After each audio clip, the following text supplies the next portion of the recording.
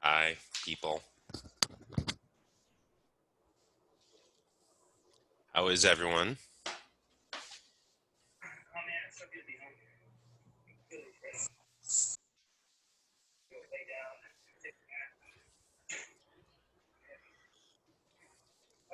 Start in just a sec.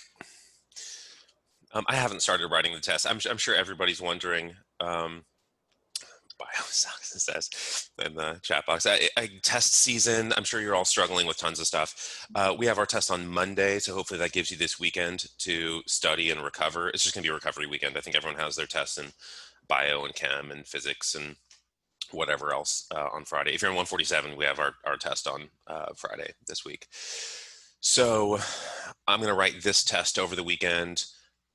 And I don't know, I'll make a multiple choice, 50 multiple choice questions is what I'm aiming for. There might be a couple like short answers or something. I'm assuming everybody has that question, and I wish I had a better answer, but I just haven't really started writing the test yet. I'm pretty sure we're going to do it on Canvas, just one of those like 60 seconds a question, multiple choice things. That's what I'm hoping to do. Just depends what I have time for. I'll let you know on Canvas what we decide to do.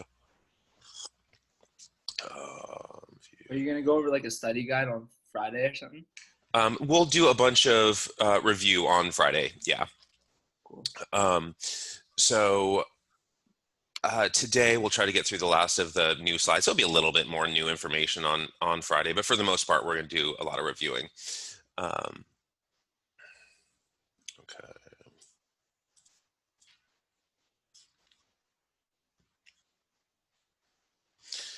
All right. Same as always, just let me know if you have questions. Either just type it in the little chat box. I always have that chat box open, or just unmute and speak up. Mute yourself if you're not speaking up, just so I don't hear, an echo of my voice or, whatever. If you're like online shopping at the same time, that I don't hear the kind of cackling of a keyboard. And then, oh, I didn't get it or whatever, if it's eBay. All right, so we'll try to get through the last of the new information today. We might not get through all of it.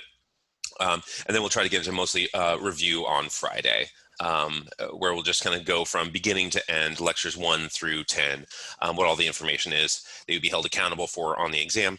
Remember, you don't actually feel like you're a Hermione Granger and you're reading everything. That's wonderful. It's very helpful. But you don't feel stressed if you haven't read. Just make sure you go through the slides again, right? You go through the content again, listen to the lectures, write down some stuff that I'm saying.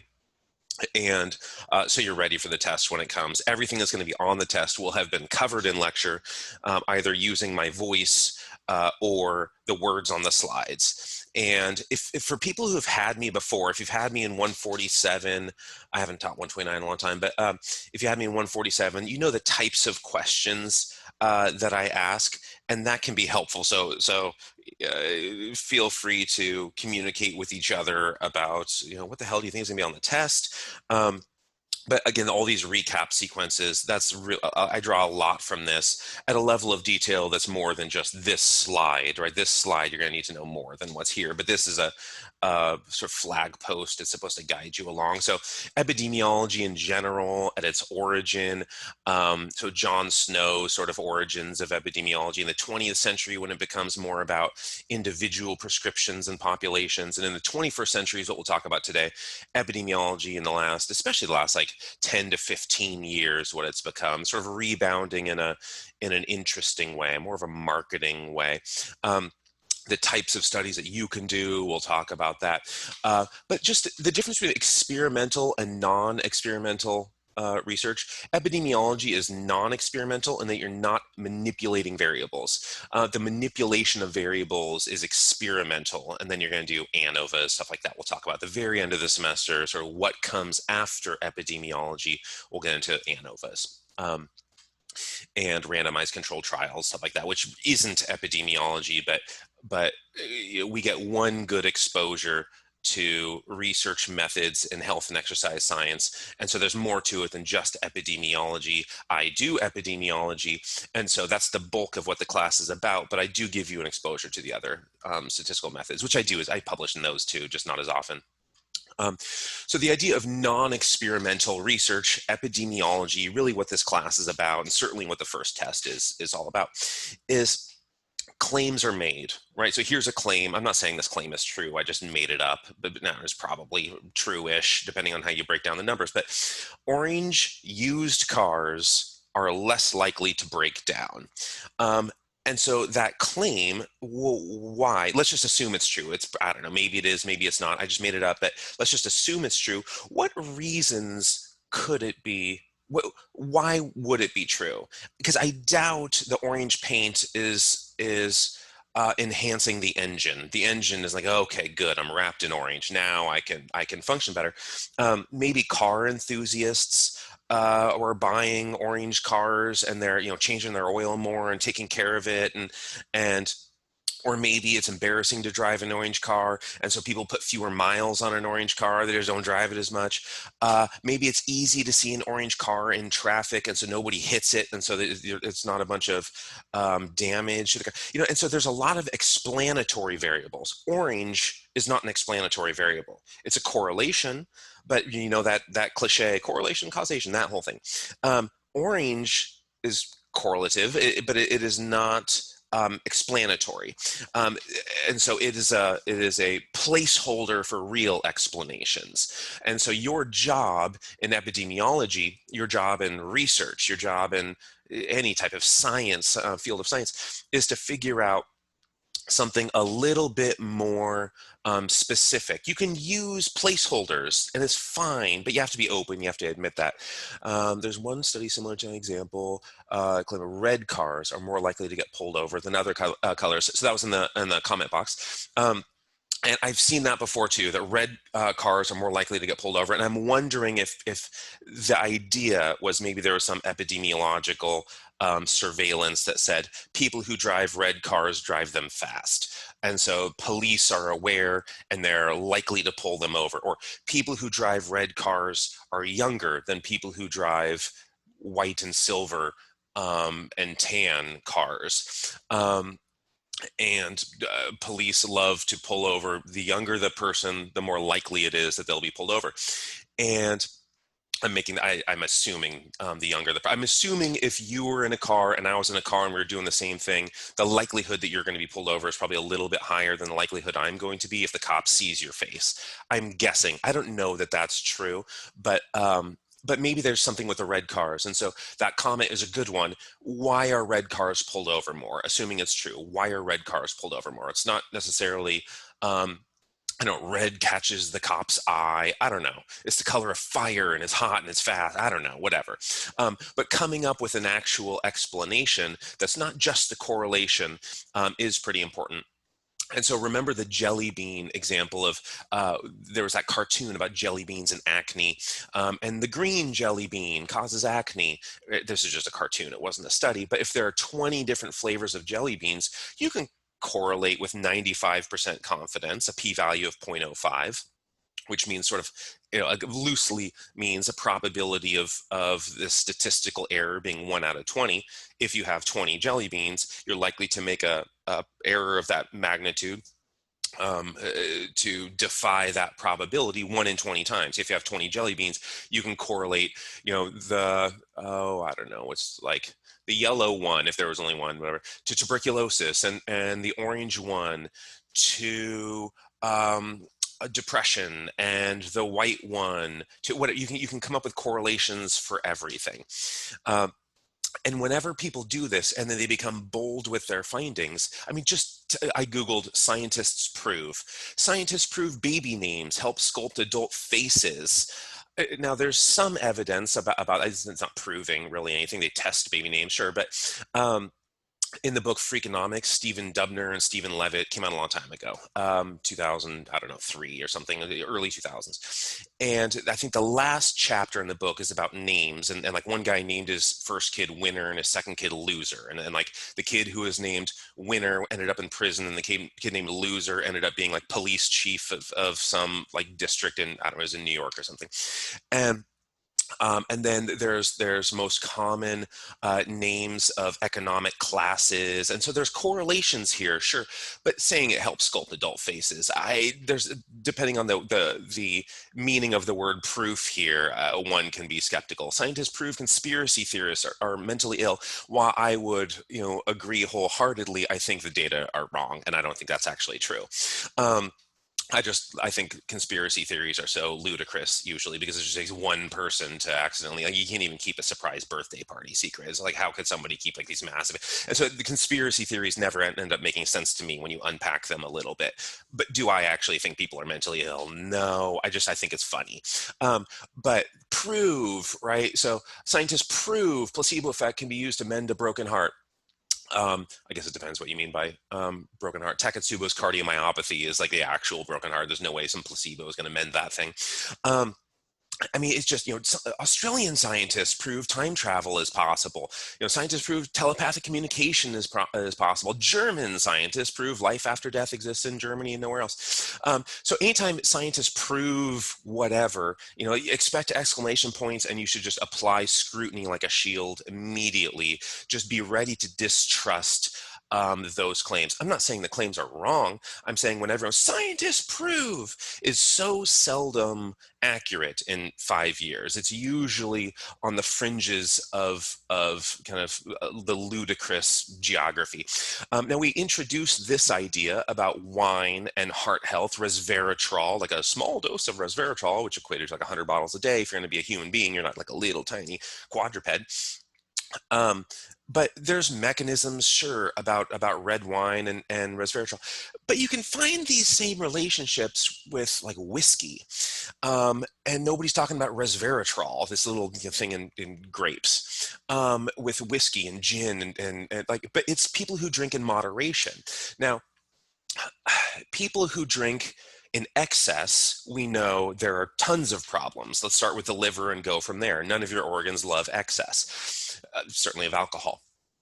And then people who drink never, not at all, don't you dare bring that into my house. I don't want it within 10 feet of my lips. Those people, there's an amount of blood pressure and heart rate response and cortisol soaked cells from all of the stress of like, don't you dare drink in front of me. I will not drink.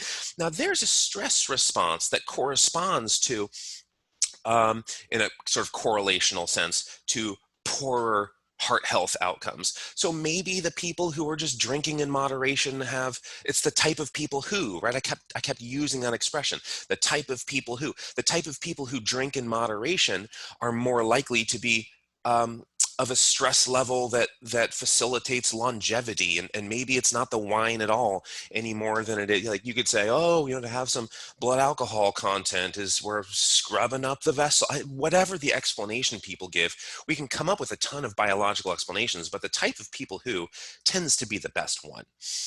And so keep that in mind whenever you encounter new data, new claims, new things that scientists prove. The type of people who is of critical importance unless it was a randomized controlled trial that was properly executed. Then you assume the type of people who is randomly distributed in these populations, and that variable can kind of be eliminated, mostly. Randomized assignment to treatment groups tends to eliminate that as a confounding factor. So you remember this study. I'm not going to ask about particular studies on the test, but just the idea that, all right, let's this data dredging, let's explore 4,000 things. Now, I don't think that they looked at 4,000 interactions with the same amount of attention. I think they picked some, but they certainly picked a lot. They picked more than 20, right? And they're going to find something. And so this maternal, grandmother, paternal side, who cares? Grandfather on either side, who cares? Nobody cares about these things, and nobody cares about the parents on either side. oh, we found this one correlation. So this idea of data dredging, which is you're scooping out the riverbed, right? And so it's like you scoop out the shallows over here, and you find one interesting seashell and say, oh no, we went spelunking for a particular seashell and we found it, right? No, you dug up this entire, like, 10 tons of sediment and you found an interesting thing in it by chance. Or like if somebody goes along the beach with one of those kind of silly metal detectors that like 80-year-olds in Florida have, they go up and down, they find a coin, they find whatever. And then if they kind of, the equivalent of dredging, right? They explore the whole beach and ding, ding, ding, I found a quarter. You don't pretend I was looking for a quarter all along, right? No, no, no. That's what happens in research that's misleading and bad about it. If you do a study and you test, 1,000 interactions, you're going to find a lot of, you're going to find some consecutive snake eyes and 2 snake eyes in a row. And maybe you'll find one of those, but that is spectacular. And journals love to publish spectacular information. And so be careful with that aspect of it. Otherwise, you wind up with this, right? You wind up with phrenology, which died in the 20th century. It didn't really die, and we still have vernacular, right? The highbrow, lowbrow stuff. You're going to shrink. But 1911, the major phrenological journal was kind of seized to be in circulation. But tea is good or bad for you, coffee is good or bad for you, whatever cholesterol and blood pressure medications, sort of cardiovascular interventions. Those are good or bad for this or that outcome. Breakfast cereal, you're going to have boys, right? Yeah, because you explored so many food items. And so had you explored 20, I would have expected random chance. And it was like 144 or something, different breakfast items. And so this one, where they're looking at astrological signs and, you have like an anal fistula or whatever, that one was done in jest, right? That one was done to illustrate. We can find like spectacular, hilarious things. If we look at unlimited interactions, we're going to find unlimited correlations, just spurious, random chance. None of these are real in real life, but we're finding them in sort of counterfeit life.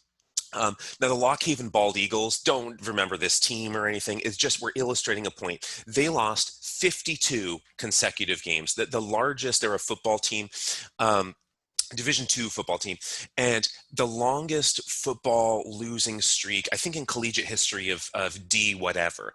And so if, let's say, they've lost 50 games in a row, there comes a point where you don't bet on them for game 51. You don't think they're due. You think they're bad, right? Oh, no, no, no, they've lost 50 games in a row. They are due.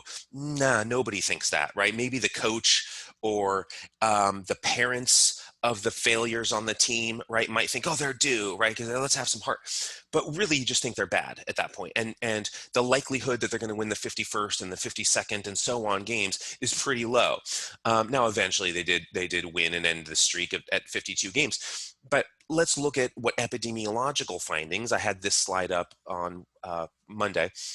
There are 52 claims, just like the Lockhaven Bald Eagles, 52 claims. Now, these are sort of cherry-picked, but these randomized controlled trials investigating all of these claims on different vitamins and drugs and finding 0 of 52 to be to turn out correct, right? To be validated, to have somebody redo the experiment and not have it be falsified. 5 of those claims, 552, about 10% of them turn out to be true in the opposite direction, false, but actually the opposite is true. But they went over 52. That's a remarkably bad batting average, right? If you take the plate 52 times and you don't get on base a single time, your on base percentage is 0, right? That's not somebody who has their contract renewed. Now, that's not the only study that did this. This is another one, came out in 1988. So this was a problem a while ago. The International Journal of Epidemiology, right? Good journal, 1988.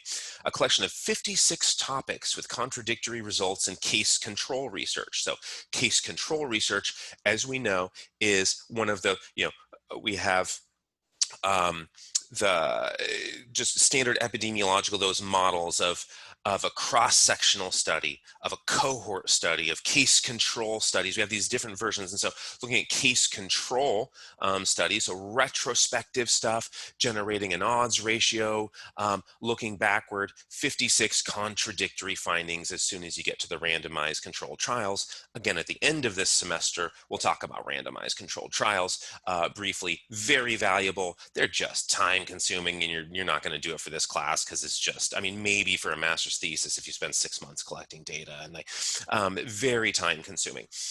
Can I ask a question real quick? Yeah. I'm just kind of curious because Nathaniel was in the HESP seminar yesterday. Okay. And he was talking about the kind of research that you guys do at Pacific, and I'm just curious as to like what kind of methods you guys are usually doing. Is it like, I know you said you mostly do quantitative stuff, right? 100% quantitative. Yeah, I've like never dabbled in qualitative. I'm not opposed to it, and I do have a project that I've been working on as a qualitative one for like 2 years, but 100% quantitative. I would say 80% epidemiology. Like you have to narrow it down to those things we were talking about, like cohort and all that stuff. Yeah, I really don't do cohorts, and I there's one that I did both case control and cohort on, and I will be submitting another one this year in about a month that combines both case control and cohort, where I do the case control and I look backward over population of fall risk patients and say what predicted their fall, and I come up with a prediction model looking backward, right? They fell or they didn't fall. That'd be like cross-sectional, like when you analyze I do a cross-sectional piece. So I combine all of this stuff. And so that's what I'm going to teach you, is to do all of this all at once, because it makes a really compelling story if you tell that story from like 6 perspectives and all roads converge at the same finding. That is compelling. So that's something where if you're wrong, you really gave it your all to disprove it. Remember that Karl Popper line about we should be trying with ingenious and severe attempts to refute our data. So if you come up with a finding, try to explore it from different analyses, reanalyze this from different perspectives. And so I'm going to teach you all of those perspectives, and my encouragement is that you employ all of them to try to dismantle a finding. And it's not that hard. Nathaniel does it well. And so you can learn it in a relative hurry. By the end of this semester, it's not like you're going to know them all in a week, but by the end of this semester, you'll have this really comprehensive, if you care to know. I'm not saying you have to care about this class or any other class, whether it's bio or chem or whatever. But if you're interested in pursuing this field, then this is the biggest kind of springboard into research that you can have at Pacific. There's no class at Pacific that can get you more published than this one, and which is sort of why I designed it. The reason, what I wanted to do for students. But it does, if you don't want to go into data and contribution that way, that's not a problem. That's not like you have a deficiency in this domain. There's nothing like that. People have different interests. This happens to be one of my interests. It's one of Nathaniel's interests. It's one of Lexi's interests, if you know Lexi. For those, Cynthia Villalobos, she got 30 publications. By the time she was 24, she had 30 publications. There's very few people in the world have done that. And so that's the opportunity you have, but you don't have to take it. If you want to take it, we can talk more and kind of outside of class, and Nathaniel can help escort you. Lexi can help escort you in that direction, in addition to me helping escort. I was just looking through like the studies that we were learning the other day and like trying to define them, I guess. And I keep like reaching the same kind of conclusion, is that like all good studies basically consist of everything, right? Like that's a you don't narrow it down to one study. Is that true? That's true. That's a really good observation. You're paying attention in life. That's good. So it consists of a lot of stuff. You don't stick with the one model, because one models have weakness. Apply 2 models, and you can eliminate some of that weakness, not all of it, right? Get some additional models. So I'll always do the cross-sectional piece where at this snapshot, here's everything about the population I'm working with. And I'm going to teach you to do that as step 1 in every study, cross-sectional. And then so for some of these studies, I'll look backward, and then I'll come up with a prediction and test that prediction forward. So I'll do case control and look backward, and I'll come up with a prediction for what exposures elicit this outcome. And then I'll test that prediction by establishing that mathematical model and following patients forward and saying, aha, it worked, or didn't work. It was just spurious looking backward. And so as you combine more and more techniques, you can purge more and more limitation, but you're never going to purge all limitation. Every science is rife with limitation, and we have to admit that. And later in this slideshow, I have from one of my publications, my limitations section, just so you can see kind of how I excuse myself if I might be wrong. And so, but that really good observation. The more you can incorporate, the better. I mean, your question, which seemed to come from a place of confusion, wasn't confusion at all. That was like precision of recognition. I mean, that's what you should be noticing in life. So I didn't mean to take too much class time. It's just when I'm looking through what we were defining, and like they narrowed it down. And sorry, I guess the slides narrowed it down to like quantitative and qualitative for each method, but like it doesn't really appear that way. So you wouldn't ask us on like an exam what a study would be, right? Like you wouldn't be like, oh, a cross-sectional is quantitative. No, I do ask those things because there are very specific. I mean, just like going to the weight room and you're not going to get a whole workout on the bench press, right? But that doesn't mean bench press isn't a thing. You're not going to like, what'd you do today? Well, I did upper body. Oh, that means you just did bench press. A comprehensive workout that incorporates a lot of muscle groups is much more effective at eliciting the goals that you want, eliciting the outcomes that you want, than going in like, oh, I just did right side concentration curls. But that doesn't mean concentration curls aren't a valid exercise, and you should know what they are. You should know how to do concentration curls because it's a piece of a larger picture.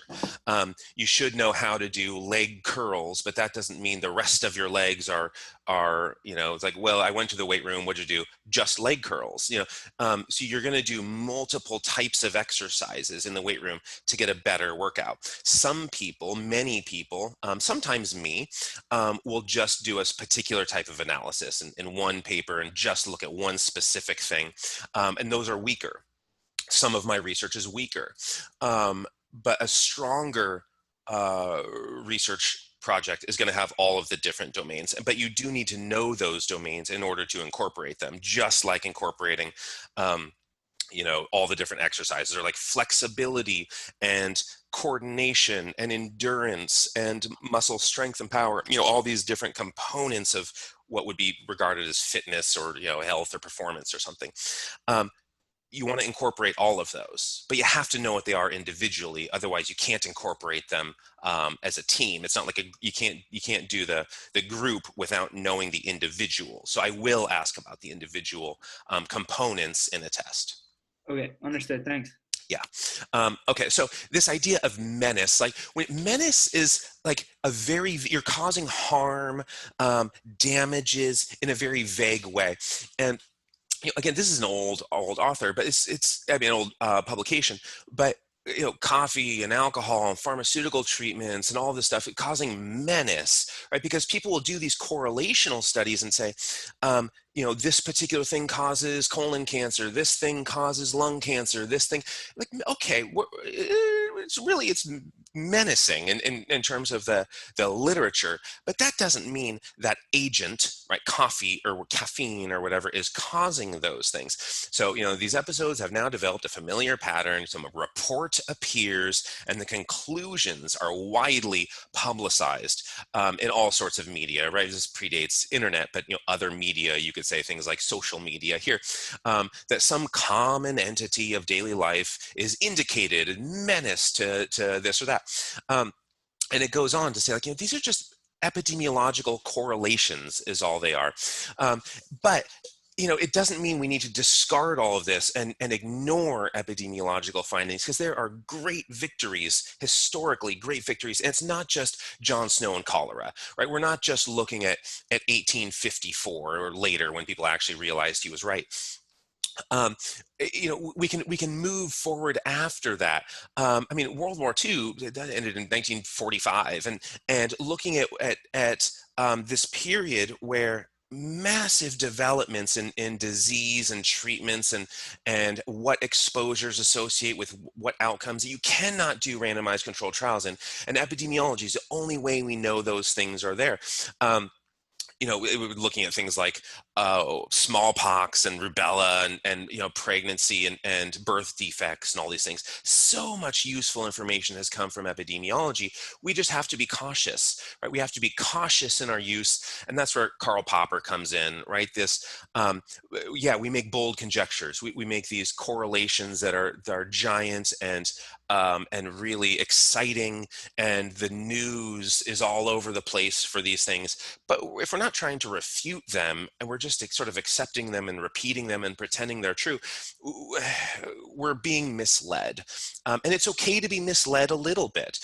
It's okay to be like, well, I found this correlation. Okay, let's go test it. But to not leap in, not to cannonball in. You have to test the waters a little bit. You have to be cautious in how you declare these things. And so this is this is my actual limitations section, but the lesson here is that to report your findings with simplicity, so people understand what it is that you're saying, with integrity and sort of a dignity where you're not just overstepping what your experiment permits you to say. All of your claims that you make, whatever your findings are, whatever your correlations and your regression outcomes and all of this, whatever that is, package those really carefully. Don't just put them in the window for window shopping, all like glinting with sunlight and all polished up, and like, no, package those things with enough like packing peanuts to where they can withstand impact, right? Because you're going to have scrutiny applied to it. And if the first brush of scrutiny just cracks your finding in half, you didn't want to have that in the window. You don't want to be bragging about that finding. And so I had a couple of publications come out in 2017, 18. This was the second one, and it was on rib fractures. 10% of these patients are dying, and what are you supposed to do with them? And I was saying sort of the opposite of what other people were doing. There's about 2% of people receiving, in the nation at the time, there were about 2% of people receiving epidural analgesia, and most people are just receiving systemic, like IV morphine, and like they're just dying, right? And so let's look for an alternative treatment so we can save a bunch of lives. I'm not saying my methods were that good. I was using epidemiological findings and looking backward, and I was doing comprehensive regressions. I wasn't just, I wasn't doing like, odds ratios, and although technically an odds ratio is the outcome for a logistic regression, which would be like survival, but I was doing pretty comprehensive controlling for as many variables as I could, and I'll talk about what that means later in regression analyses. But my limitations section, I said the current study was not a randomized controlled trial, and not all patients who are candidates for TEA, thoracic epidural analgesia, received the treatment owing to the timing of admission and availability of anesthesiologists to render care. Thus, factors beyond our control may have affected costs. However, it is probable that these factors were randomly distributed across patients, and thus these data are likely to reflect the true savings in the cost of care among patients with multiple rib fractures. Despite this, many of our analyses must be interpreted with caution, as hospital costs are seldom ideal in their distribution. In our study, the patient billing had a skewness of 4.1 and a massive kurtosis, and so additional studies with larger samples would be useful. And so I am really qualifying my statement. Now, these studies got a lot of citations. They had a relatively high impact, but I do not want somebody to say, you said, right? That's why I put this limitation section in and say, look, there are flaws in my study, and I have to tell you what those flaws are, because here's my finding. But that finding I'm packaging in such a way that you can say, given a context and possible fallacies and error in here, here's a finding that you can hold sort of gingerly. This is not the end all of the conversation. So you want to be cautious in how you phrase things. Not all of my analyses are wonderful, but I'm very careful in how. That one was actually pretty good. The one that came before was much better, about survival and the odds of survival. This one was a little bit, because financial data are hard to analyze. Some patients are $2 million. Some patients are billed $800, and so it just the spread, it gets a little bit hard to manage. Can you overcome bias when writing your limitations in your study? How can you overcome bias? Bias is inherent, and you want to, what I said earlier about looking at an analysis or a question, evaluating a question in multiple ways helps eliminate some of the bias. You want to admit bias. A lot of doctors, you can look this up online. Dollars for docs, I think it is. You can see how much doctors get paid to prescribe things, and then you can start finding bias. They prescribed this medication for me. Let me see if the pharmaceutical company is paying that doctor to prescribe. I did that before and saw that the doctor who prescribed a medication for me made more than I do in a year just to prescribe that medication. So bias, right? Okay, now I have to go read the literature to see if this is the appropriate medication for me. Sometimes it is, sometimes it isn't, but you have to be mindful that probably the place where most bias exists is in the MD-DO world. In terms of treatment, because they aren't really being held accountable in the same way that researchers are following up and saying, no, you were wrong, and publicly sort of making you look like a fool if you publish the wrong thing. Someone else coming out and saying, publishing your name and saying you messed up. Doctors don't have that. So medical care is a little bit bias matters a little bit more. Bias here manifests in several ways, which I'll talk about later, that are manageable, and I'll talk about managing those biases a little bit later. It's different from clinical care of incorporating bias, although money is sometimes involved, less commonly. I don't know about less commonly. Money is still commonly involved. So remember, epidemiology is very useful to answer questions that cannot be answered or should not be answered by randomized controlled trials. If you can just randomize people, it's like, what kind of shoe is better for vertical jump? Don't do epidemiology for that. Just randomize people to shoe groups. Don't you have to randomize them? Just have them try every different shoe and jump, right? If it is, which supplement increases vertical jump or bench press or something more, just put people on the supplement. Randomize people to a supplement or a placebo and test them. That's not good for epidemiology. Epidemiology is going to give you a bunch of unnecessary error there. Epidemiology is useful for things like sudden infant death syndrome, mesothelioma, this type of lung cancer, right? You can't randomize people to asbestos groups, right? So that's what epidemiology is useful for. With my rib fracture studies, I did a few of those. A few for manuscripts, and then some more for abstracts. And in the rib fractures, you can't like randomize ethically people to. No, you can a little bit, and some people have. But to like the control group where we don't treat you for, you got 6 rib fractures and your risk of mortality is like 40%, and you have like a flail segment and pulmonary contusions and all this, and you're about to die. I'm going to randomize you to the placebo group, right? You can't really do that. And so with some medical situations, you have to rely on epidemiology.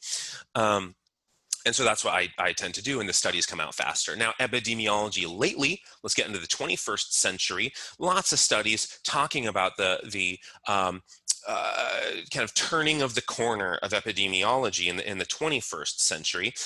You don't need to read these particular studies, but they just provide some commentary of where we're headed. Now, we talked about Angelina Jolie earlier this semester, a few lectures ago. These genome-wide association studies where you look for these particular alleles, these gene variants, and say, okay, we have a bunch of people are, whether it's like schizophrenia here, right? So a bunch of people are well, let's test what their genomes look like. Let's just look at everything, and then, ooh, look at this. We have this particular allele over here just showing up in all of them. There's a predisposition, right? So this is these GWAS studies, and the breast cancer ones that I talked about. Chances of developing breast cancer by the age of 70, it's like 50% of women with these mutated BRCA genes. Now, remember Angelina Jolie. I mean, this is from the Huffington Post. I don't know if how trustworthy and accurate their reporting is, but this is where I originally got the information about Angelina Jolie. And so we're just assuming it's true. I can't promise this is exactly what happened. But assuming this is true about the BRCA outcomes and the Angelina Jolie's decision, right? She's an individual responding to population-based statistics, roughly 5 out of 10 for these mutations. And so she makes an individual decision as though it's describing her personally, right? So this is still some of the problem. It may have been the perfect decision. It probably was the perfect decision. I'm not like mocking or questioning Angelina Jolie's decision. She went through this enormous sort of psychological stress and decision making, and I'm in no place to say, oh, she's an idiot, right? I'm in no way saying that. I'm saying epidemiology is talking about a population. Angelina Jolie is an individual. There's what people would call a disconnect, when what they mean is a disconnection between those two. But when we get into epidemiology in the 21st century, Google really becomes this effective source with errors, right? With errors, which we'll talk about at the very end. Hopefully we get there. But tracking the flu. Now that's very relevant today as coronavirus is kind of rearing its pulmonary head outside.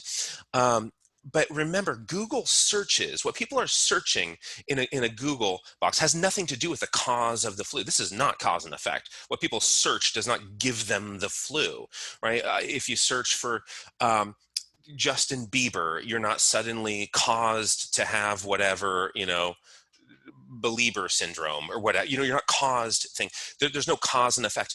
So if people talk like, what are the symptoms for, based on studies you have seen on COVID, how long is this expected to be around? It is really hard to assess. I promise we'll get there. I'm going to save that one for the end so we can make a little bit more progress. But that's a big topic, and I could do about a 45. I've read a lot of the literature on this. And I could do about a 45-minute riff on it. The pros and the cons, I think what people are saying that's correct, what people are saying that's incorrect. It was a good decision on behalf of University of the Pacific to close campus. I mean, look at places in, like Alabama. I mean, where the amount of just like bloodshed from when the campuses tried to open, how many people are dying from these things. Now, it's not necessarily I think it was Alabama that had like 500 cases in like the first week. Now, those are students and faculty members, and I'm sure the mortality in that group was lower, but it's not like they contained it and stopped the spread, and it spreads to people who are vulnerable, and tons of people died from that decision. So you can make the argument that opening campus is probably the worst, least ethical decision that a university could have done for this semester. And I would buy into that argument. I can understand the opposing arguments and how preventive strategies might work, but the 6-foot rule doesn't make any sense. And you get into a lot of epidemiology about mask wearing and where are people wearing masks? Well, in a lot of kind of Asian countries, we have mask wearing as part of culture anyway, and it's easier for people to wear masks. And so the spread sort of stops and we see this dying out. And so there's a lot of epidemiological commentary that we can make, randomized controlled trials we don't have. So everything I say is bound to an enormous amount of error and possible retraction of, oh, I guess I was wrong. That said, it was obviously the right decision to close campus because all the campuses that opened to enormous tragedy. Now, I don't know if 100% of campuses, the ones that showed up in the news and in the reports and everything were the most tragic and the most sort of spectacular spread and sort of bloodshed that follows. But we can talk about that in detail later of how long this is going to last. We had a meeting yesterday with President Callahan of the university, and he also said like campus will be open in fall right up until like last minute. And I was writing everyone saying there's no way. And I have this record going back like as soon as he was hired and that first statement came out, I responded that day and I said there's absolutely no chance we're going to open. That would be the worst possible decision. And I have this record of this all along. And then it's like we're right at the end. He's like, oh, it turns out we're closing after all. And so yesterday in the meeting, he did the exact same thing. We're absolutely going to be open in the spring. Okay, let's take our time on these decisions and wait for more information so we don't make fools of ourselves with too bold of claims or too ambitious of thinking that we can come up with solutions quicker than we can, which is sort of the problem that Google had of they got a little bit ahead of themselves, to get back to the lecture.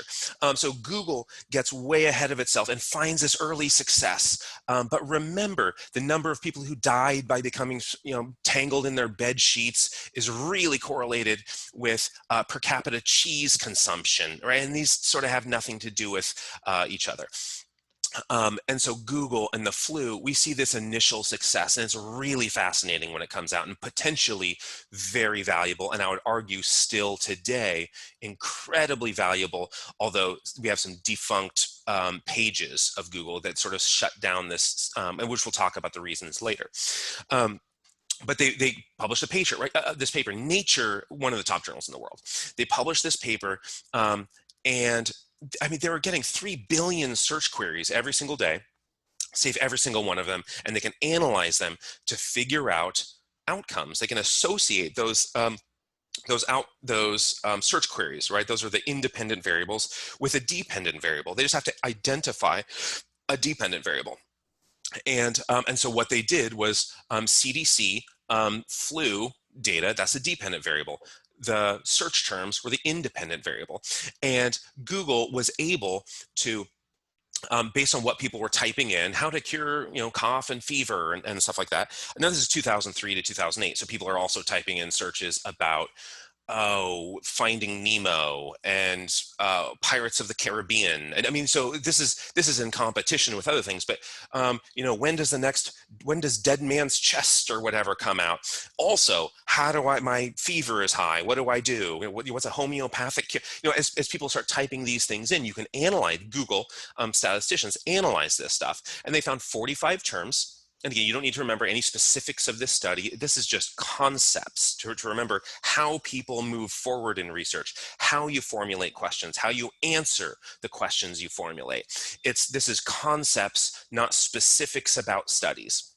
These specifics just illustrate those concepts really effectively. So 45 search terms that they found that could tell the spread of a virus in real time. This is hard, right? The spread of a virus in real time is really hard to do because the data collection and amassing, assimilating, and gathering and quantifying, this takes so much time.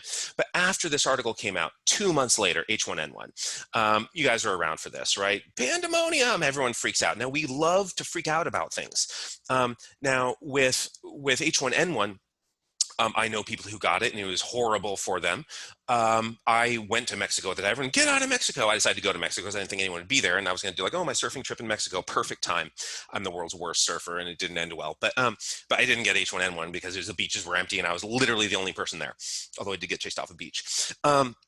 But people were they were freaking out about this, and reason to, right? Depending on susceptible populations. Now, is it reasonable to compare it to the 1918 Spanish flu? Not really, mostly because of technology and awareness and the capacity for things like hygiene and avoidance but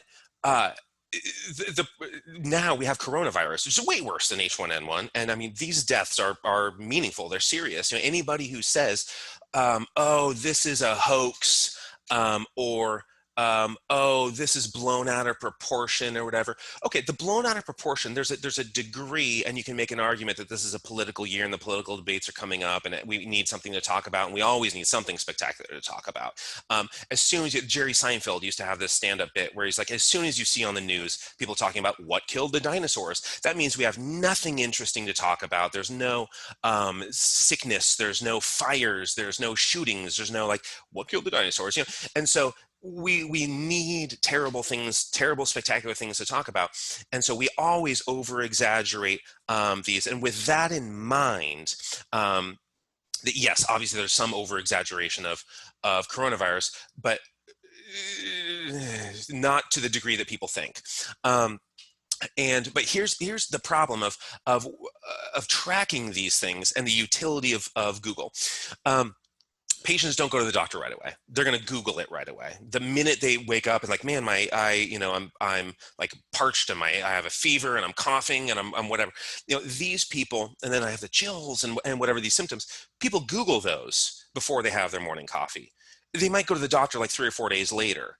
When it gets really bad, right? So we already have a delay. Google has their data the minute it arises. The doctor might not have it for a few days. Now, doctors are notoriously super busy. And I mean, I could give a whole semester diatribe on how broken the American medical system is. Just look up the rankings. We're tied with Mexico. I mean, there's a lot of, there's like third world countries that are comparable to us in terms of patient outcomes and what you get for your dollar and everything. It's look at World Health Organization rankings. We're probably somewhere around 30th in the world. So anyone thinks like, oh, US top in the world, not even close. We're pretty horrible in terms of medication. And the second leading cause of death in America, not in the world, published by Johns Hopkins. You can look up the article. Johns Hopkins, enormous institution, right behind Mayo Clinic, I would argue, as sort of the second leading hospital, and if not the world, at least the US, published that the second leading cause of death in the United States, ahead of cancer, is medical malpractice. It's physician error is a second leading cause of death. We thought heart attacks were causing so much because we were coding doctor error as heart attacks. Now, heart attacks are still number one, not by that much. So when you look in the US and medical care, it's not good. Medical schools in the U.S. are good, but I can do an entire semester of where the problem is, and I'm sure I would still be missing a lot. But we have doctors aren't going to report all these cases accurately, and they're not going to report them immediately. What they do get reported takes time, and so we have another delay, a second delay, right? We have patients Google right away, don't go to the doctor right away. Doctors might wait a week, right, before they submit any information to the CDC. The CDC tabulates once a week. So it might be a couple of weeks old by the time the CDC gets it, behind the time that into Google, right? So Google is like 2 weeks ahead. These things spread faster than that. So the real-time reporting that you see on the news without the use of things like Google is like 2 weeks behind, and that's sort of tragic for the spread, and it doesn't give us imagine it's a marching army. This is Middle Earth and the orcs are coming at you. Like, oh, here's where the orcs are, but they're there 2 weeks early. You're not prepared. Obviously, like fantasy literature. So, and like Lord of the Rings is going to be my reference. But I hope that illustrates the point where it matters how close the orcs are. Because it's like, oh, let's start getting ready and reinforcing the walls in 2 weeks, and they attack that night. Disease is similar. It's spreading very rapidly, and Google was so much more effective at analyzing this. And there's Public Library of Science. This is a really good journal. It looks stupid. PLOS One. It looks stupid, but it's actually a very high impact, very good journal. And so they found that let's track this, right? And wow, it's good. Google searches, I mean, this is as good as the CDC, right? When you get a correlation of 0.97, 1 means perfect. 1 means unimprovable. You're an oracle. Everything you say is exact. And like it cannot possibly be better, right? 0.97, this is outrageous how good this was. And so it's things like this become incredibly important, and that is just epidemiology. That's not randomized controlled trials. There's no intervening. There's no manipulating of variables, right? It's just, here's a bunch of data. Let me run some numbers on it. Interact, intervene, manipulate, nothing, right? 100% epidemiology. And that is more life-saving than any type of randomized controlled trial that we've sort of ever done. Now, the cell phone stuff, you can do this so easily, and you just run. Now, there's some data that says, like, sure, cell phones, oh, the side of brain cancer over here on your phones on your dominant arm side is higher than it. But okay, but like, you don't really see a lot of cell phone cases. You don't see the associations, epidemiological associations with cancer in the way that people freak out about. My favorite bookstore. Actually, my favorite bookstore is in Rhode Island. My favorite bookstore in California is on the corner of Haight and Ashbury, and you go in there, and like there's this lady wearing these giant clown glasses, and if she sees a cell phone, I hope she's still there. I love this place. If she sees a cell phone, she just screams at you, "You get out of here! You don't belong." I mean, she's really adamant about keep cell phones and sort of technology out of the. And they'll come hound. If you open a book wrong, you're going to crease the page. They come hound you, and that's sort of what I love about it. If you've ever seen old Seinfeld episodes, the Soup Nazi episode, that's sort of what it is for this bookstore. It's been around like forever. Now, 21st century epidemiology, one could argue the best poster child, the best face of epidemiology in the 21st century is Oren Etzioni. Now, you don't need to know anything specific about what he did, but again, follow along with the narrative. And somebody please tell me when I have like 10 minutes and 5 minutes and stuff, because I don't want to like look at the time and try to think about how much time I have left. Oren Etzioni. Know the name, but you don't need to know anything specific about him. really bright professor. CEO of, last time I looked, he was a CEO. I checked this morning that he's still at University of Washington, and he is, and I'm pretty sure he's still here. I'm working with artificial intelligence, which is a fascinating field. I would urge everybody to watch Sam Harris's artificial intelligence TED Talk. It's like 20 minutes, and he illustrates both the problem and the interest in it really effectively. Has nothing to do with this class. It's just a fascinating topic. Now, in 2003, so we're going back a ways. I mean, 21st century epidemiology begins at the onset of the 21st century, and Oren Etzioni really propelled it forward with his use of it. Very different from John Snow, but used it in the same context as John Snow, for marketing, for business, for decisions at the population level, not the individual. So he wasn't looking at like a healthcare, but he went on this plane, and a lot of rich people end up really sort of bizarre in how they retain their wealth, and he's just, as the story goes, he's just interrogating people on the flight. How much did you pay for your ticket? And if I were sitting next to him and some stranger were just badgering me about how much I paid for my ticket, I'd be uncomfortable. What'd you pay for your watch? You know, it's like asking someone like, I'm feeling menaced. But he found out that he's trying to maximize the dollar and buy his ticket really early, even though 20 minutes, thank you, even though he's wealthy and can afford this, he's trying to not, compromise his wealth. Scrooge McDuck stuff. I count every coin. And if you know the reference, pat yourself on the back. You have entered my circle of people I admire.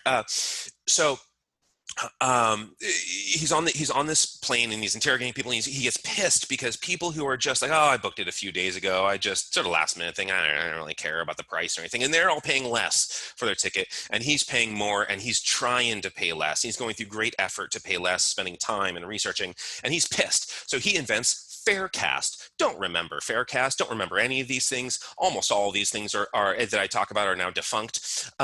It's the narrative that matters. Now, what he did was he started analyzing ticket prices and exposures and times and where you're traveling, and figuring out what predicts your ticket price, right? So if you're going to like this sort of case control, this is more expensive or less expensive, and look backwards, and you can do a cohort and say, oh, right, here's my model, let's follow it forward and see if it works. And so he starts analyzing all of these things and comes up with this website, and he can start to predict what the cost of tickets are doing. It will do, and it'll say, tip, wait, don't buy now. It looks like you should, but don't, right? This is when everyone buys. Everyone thinks they get it cheap because they're buying early or whatever. They're buying on whatever particular day. Like, oh, this is the time everyone thinks they're going to get it for cheap, and so they raise the price. And so Faircast was doing that, and then it's one of the defunct ones. So Microsoft bought it for $115 million, and this is the guy who like still counts his pennies. $115 million. I'm not making fun of him. He's like a genius. He's way smarter than I could ever be. And they incorporate into Bing, but then Google bought some software that Bing would have to use to power it, so they just gave it up. That's how much money these people have. Microsoft buys this for $115 million, and this says, who cares? And I can let that one go. I mean, if I spend $1,000 on something and I lose it or it breaks, I'm furious. But usually, like, this is population based. This is an individual, right? So Faircast is making the correct decision 75% of the time. Now, that's good information. Overall, that's good information. Overall, $50 savings on a plane ticket. Very good information at the population-based level. Not necessarily at the individual. 25% of individuals were not saving money based on it. You could do this exact same thing, right? Whether it's concert tickets, do you buy now or later, right? 90s music, I'm 40 years old. So I go to whenever Smashing Pumpkins, actually Nathaniel went to the last Smashing Pumpkins concert with me, like right before the onset of coronavirus. But I would buy my tickets right away. And then I realized that's the worst time to buy them, is like in the club, because they, I don't want to sound silly, but would you retouch epidemiology aspects of Mr. Etzioni? I'm going to keep going on Etzioni. Yeah. So asking if I can keep going on Oren Etzioni. I promise I will. All I'm saying is You could apply Oren Etzioni's model to used cars or concert tickets, and I wish I had it for concert tickets, to hotel rooms. When to purchase a hotel room? Is it the night of? Do you show up and say, I need a room? Do you book it 3 months in advance? And so other people will do stuff like this, and I promise I'm going to return to Oren Etzioni, but this model is what Oren Etzioni devised and developed, which is big data. People talk about big data, right? Which is your crunch. It's epidemiology. All big data means is epidemiology. Big data is this sort of catchy way, this sort of modern way it's become an enormous cliche, and I actually hate hearing the words big data because I think it sounds stupid, because really what they mean is epidemiology. But epidemiology, not for health outcomes.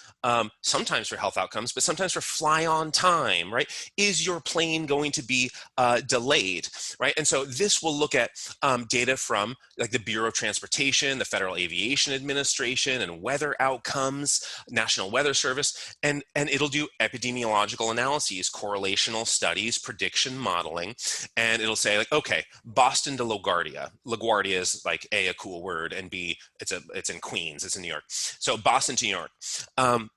Delays are twice as long for fog as they are snow.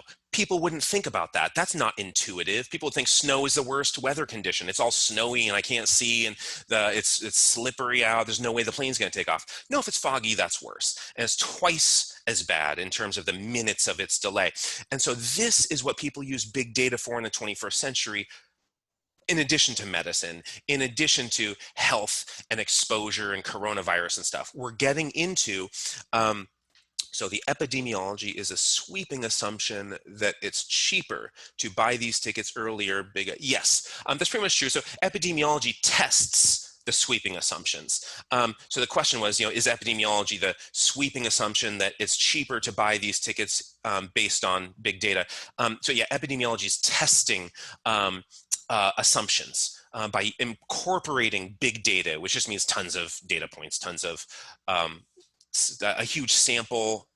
So now back to Oren Etzioni, decide.com. This is the same thing. Decide.com is the exact same thing as Fly on Time. It's the exact same thing as Faircast. This is providing the consumer information based on, quote, big data, providing the consumer outcomes based on fast analyses of big data. So this was when to buy things, not just when to buy your plane ticket, or is your plane going to be delayed, yes or no, and how long. This is when do you buy everything. At Christmas and Hanukkah and Eid and whatever shopping. You're gonna shop for stuff.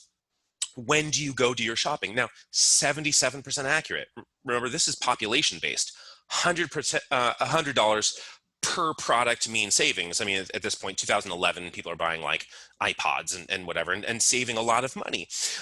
Now, there's fascinating trends that they found, just like that last question about epidemiology testing sweeping assumptions. The assumption of when a new model is introduced, the old models go down in price. You can, like, iPhone 50 is coming out. I can get the iPhone 49 for cheaper now. Nope, it probably goes up in price, is what was found by Decide.com, not specifically iPhone 50. I don't even know what we're on anymore. But when a new model comes out, people assume the old models are going to go down in price, and so people raise the price. Right? So it's a way of fleecing people of their money, of separating people from their money, is divorcing them from knowledge, right? The knowledge of how markets work. And Oren Etzioni was using big data. This is what he did, right? He introduced this idea. If somebody introduced it before him, I don't know who that person is. This person did it most famously, most successfully, most publicly.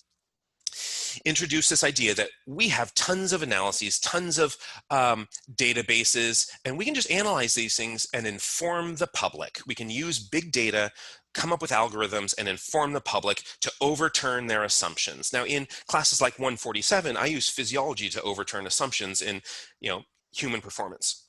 This is what people think how the body works. Nope, that's not how the body works. You shouldn't be doing this if you're a coach. Here's what cells actually do, which means this is what you should be doing.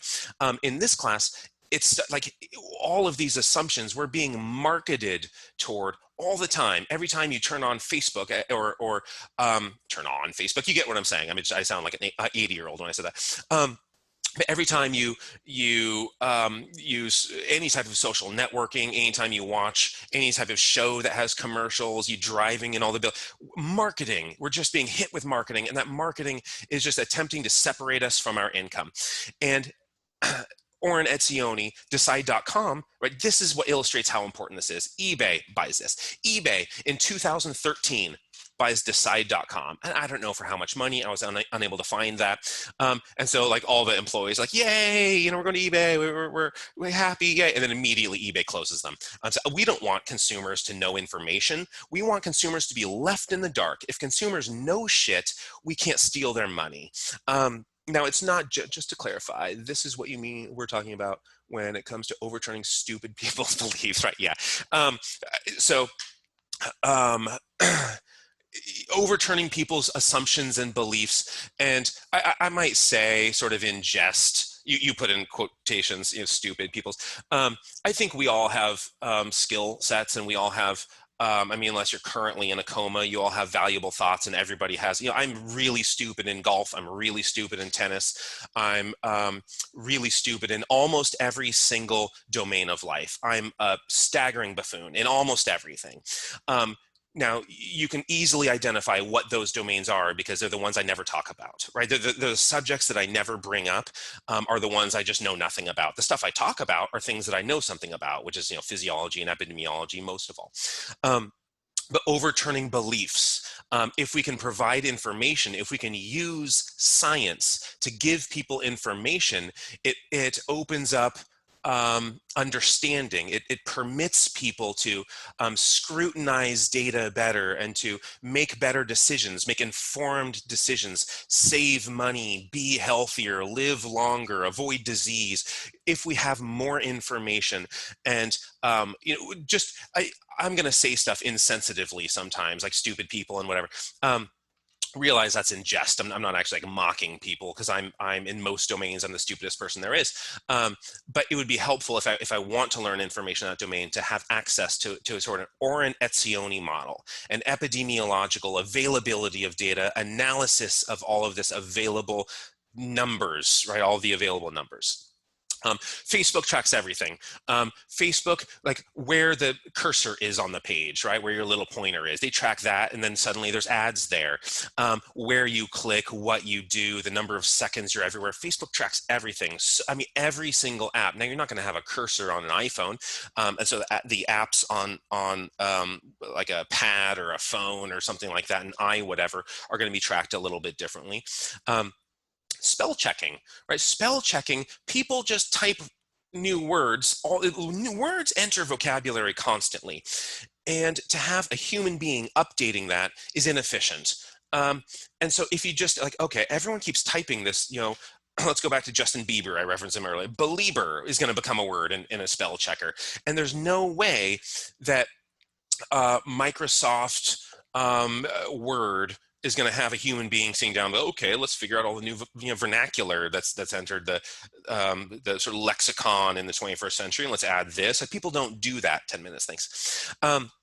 Zillow, if you've ever explored Zillow, you can find house values everywhere. I mean, I look up my old neighborhood all the time, and I'll get on Zillow like once a week and see, oh, my friend moved into this area. Or like I tried to look up Uganda this morning, so I'd have something to say about it. And I was looking at Kampala, Uganda, which I go to on occasion, and I love it. And I was hoping I could find a house for like $5,000. Every time I try to go to Kampala, Uganda, it would take me to Alabama in the US. So I don't know if Zillow exists in Uganda, but big data, that's how they're figuring out house values. YouTube, right? They're figuring out everything, just like Facebook, just like everything else. They're figuring out what's the next video you're going to watch, right? These are algorithms. They have these algorithms to predict these things. Video games, among the most fascinating domains of all of this. So this issue is that people are left in the dark, and a lot of the time science is inaccessible for, I guess, the common folk. Perfect. Yes, I agree completely. So people are left in the dark and science is inaccessible. You said it better than I had been saying it. And so what I first started, it's like lecture 1 or 2 or something. I said, this class, what's a binomial distribution? And I had some like, sciencey looking guy doing the formula. It's like, stop, we need to address this in a way that, a 10-year-old is going to understand. Otherwise, nobody gets this. Scientific parlance, right? This type of speaking that has a language of exclusivity, not helpful. We're leaving people in the dark. And all of this, like major companies buying out businesses to shut them down because they're providing information to people, not helpful. Yeah, so science should be accessible, and it is our duty, if we decide to participate in science, to make it available, write with clarity. The common folk, right? They're out there tilling the field. The peasants tilling the field. You got to be able to translate it for them. Otherwise, what the hell are you doing? We need to be able to communicate science to more people. So video games, great example of this. Bigger than Hollywood, right? Video games, one of the biggest industries there are. And you can find modern data. This is just like Google, and you'll find some old data. But things like Zynga, Farmville, anything Ville is by Zynga. They're constantly doing big data analyses. What used to be like Shigeru Miyamoto, if I'm a fan of like old school video games, where like Shigeru Miyamoto, sort of the storytelling and novelty and artistic, the design of the artist, coming up with concepts and originality is sort of that's what I admire.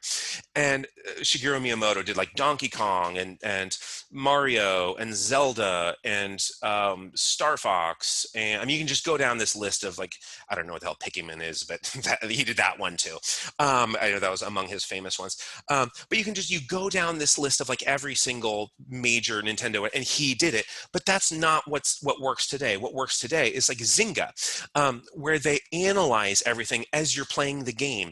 Did you get stuck and quit at a particular point? Okay, let's do a patch. Like let's update the game.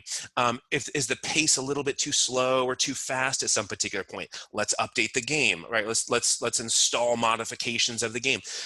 They're constantly analyzing and revising the game while you're playing it. Music is the same thing. It's mostly a matter today. It's mostly a matter of sort of scientific applications. Now, if you guys know Max Martin, whose real name is Carl Sandburg, Max Martin writes like every pop song now.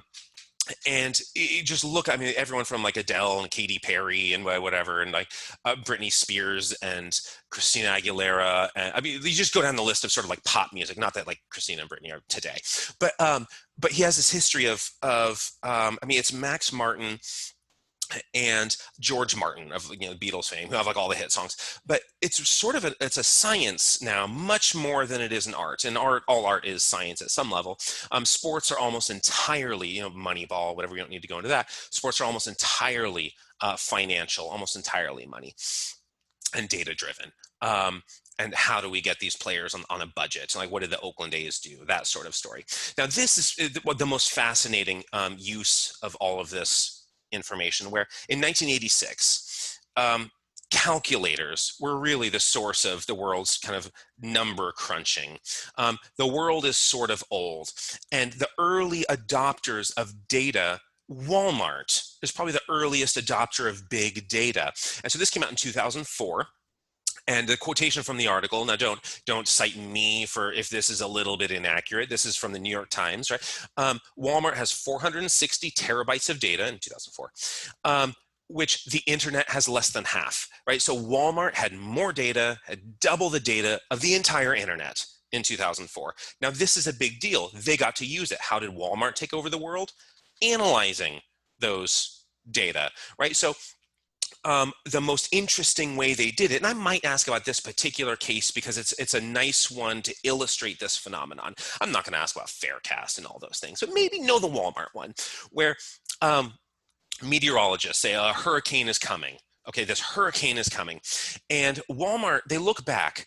The chief information officer decides to look back. What was the last hurricane? Well, we had Hurricane Charlie a few weeks ago. So let's look at Hurricane Francis is coming. What did people buy as soon as the announcement of Hurricane Charlie happened, what did people buy? And they went and analyzed that.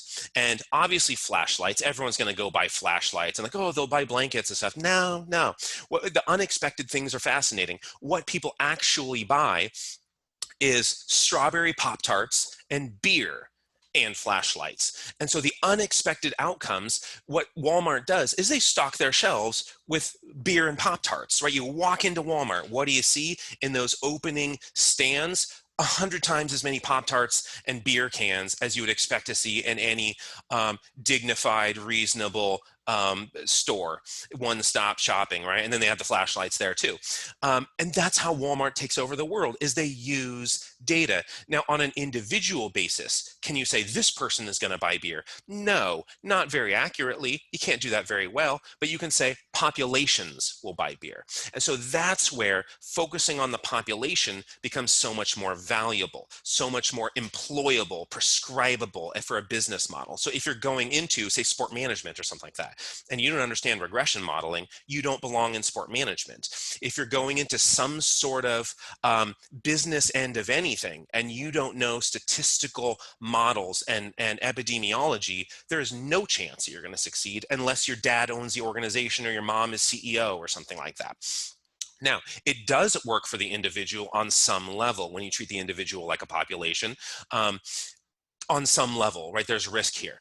But so from this book, The Power of Habit, Pulitzer Prize winner. I mean, this is a serious author, which is where this story comes from. Now, I can't validate the story, but it's in this is my source, is this book.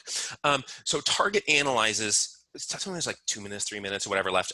Target analyzes all of these customer trends, and when somebody becomes pregnant, new mothers and pregnant folks and brand new mothers, these people spend a lot more money, right? It's not just I'm eating for two, which is like I'm eating for 1 in 100th, right? 1 minute crap. I'll finish with this story. So like, but you're buying cribs and baby clothes, you're buying all sorts of things, and you're buying more expensive things for yourself, right? You're buying specific supplements and unscented lotion during your actual pregnancy and maybe during breastfeeding. So Target analyzed that and then figured out the people who are buying these things ended up having these becoming pregnant later, right? They ended up having these baby showers and these registries for that stuff, and so Target ran a bunch of analyses and started to figure out who was pregnant and sending very early in pregnancy, coupons for diapers and the right supplements. Here a minute. Okay, so the last slide right here. Target got it right. This pissed dad shows up and says, like, my daughter is a teenager, right? She's in high school, and you're sending her coupons for baby clothes and cribs. Are you trying to encourage her to get pregnant? Well, I'm sorry, the manager's not here, but I'll have the manager call you back. By the time the manager calls back, oh, I'm so sorry, she's due in August. I owe you an apology. Target figured it out before the family did. So these things are very effective at the population level, sometimes at the individual level, but we have to be cautious about using the individual in our in the outcomes, because it can be racist, it can be sexist, there can be kind of ill-favored outcomes if you're looking at individuals for some of these things. Okay, that's it. Let me know if you have any questions. All right. I'll see everybody on Friday. We'll do a review. A few more slides. I'll just finish today's, there's like 10 slides left or something like that. I'll finish those on Friday, and then we'll just review. Maybe a slide or two is new, but mostly review to get ready for the test on Monday. So see everyone soon. Thank you. Thank you. Can I ask a quick question for you? Yeah, happily. So the purpose of all of those examples were basically just to demonstrate how often people use that big data just to persuade the shit out of everybody, right? Yeah, I like your phrasing. Sorry, it's really hard yeah. to follow sometimes. No, it's totally true. So the purpose is In last lecture, the last couple of lectures, I've been talking about how epidemiology is trash that we should do away with, right? It's just wrong finding after wrong finding after wrong finding. Everyone take vitamin E. Oh, no, no, everyone get off vitamin E. Everyone get on hormone replacement therapy. No, no, no, everyone get off hormone replacement therapy. And so I've been illustrating the problem of epidemiology, just incidents after, incident after incident. And because people were doing it wrong. They were talking about individuals when it's like the type of people who. Now, the value of epidemiology is at the population-based level. And at the population-based level, we're using that again in the 21st century for marketing and ideally to inform people. Because again, what I said early this semester is science is a language of exclusion. People don't get it. And so we're all left in the dark. We make terrible decisions and our lives would be so much better. Our quality of lives would be better. Our bank accounts would be healthier. If we had correct information. And yet you go to Facebook and everyone just shares ridiculous gibberish nonsense that misleads the world.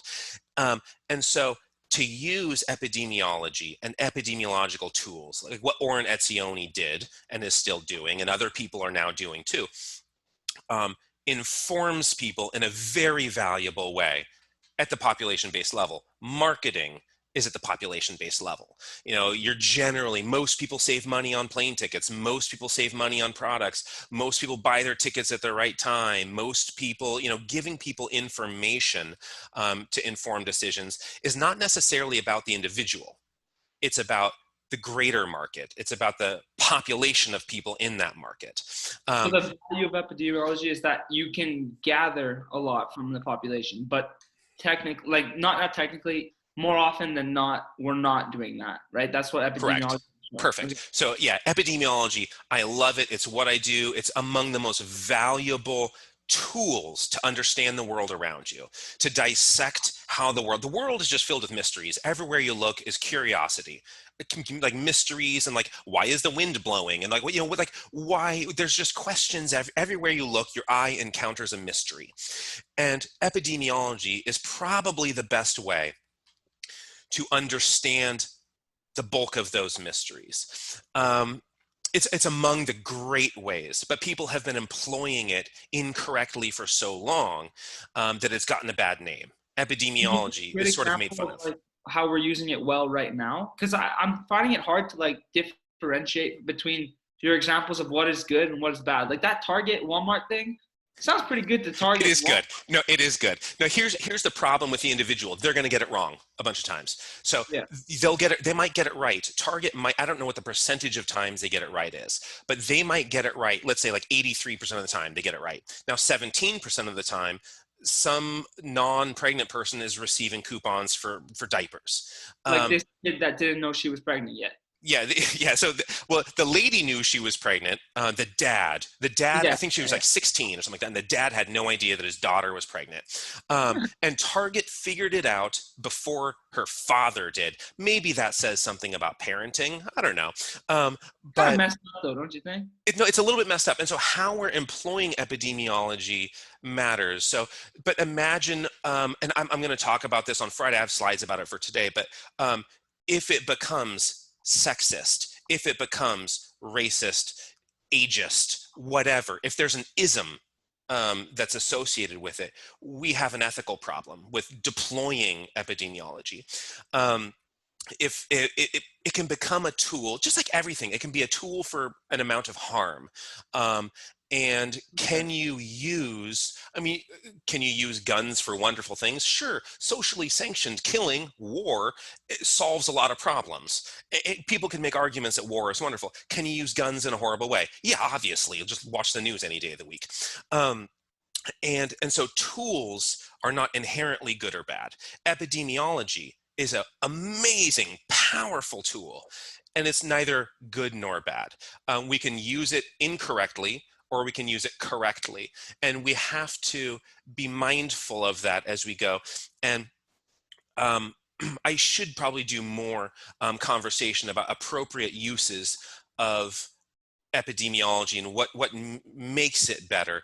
That's a difficult thing to understand for us, right? Like I love the course so far. I think it's been, honestly, it's a lot more easygoing than like bio, for example. I find bio's kind of shit, excuse my language, but it's hard to understand how we can use it correctly up until this point. Like I've heard all that you have to say about like it's being very inaccessible. It's a language of exclusivity, and you're showing a lot of good examples of like bad ways we use it. But like, can you give me just one example or like a few examples of like how we're using it well, like in this moment? Yeah. So in this moment, it's just think. Well, I thought the Ornetzioni stuff was wonderful. I thought those were such good uses to inform people. Unfortunately, businesses bought them out and shut them down. But that's informing people and addressing a population. So let's take big data, let's analyze it, and provide that information to the public in an accessible way. I thought Ornetzioni was brilliant and really started this movement of let's employ epidemiology in a practical way, in a very useful and informative way, in an accessible way, and in a novel way. Nobody had ever done that before. So if you don't mind me asking, would a good example be like, say, for me personally, I don't like social media that much. I think that it's becoming very consequential, I guess. So a good way of using epidemiology would be like if there was a way that they generated stats on the population of screen time or something, and they showed how it's affecting us negatively. That's a good way, a good Yes. use.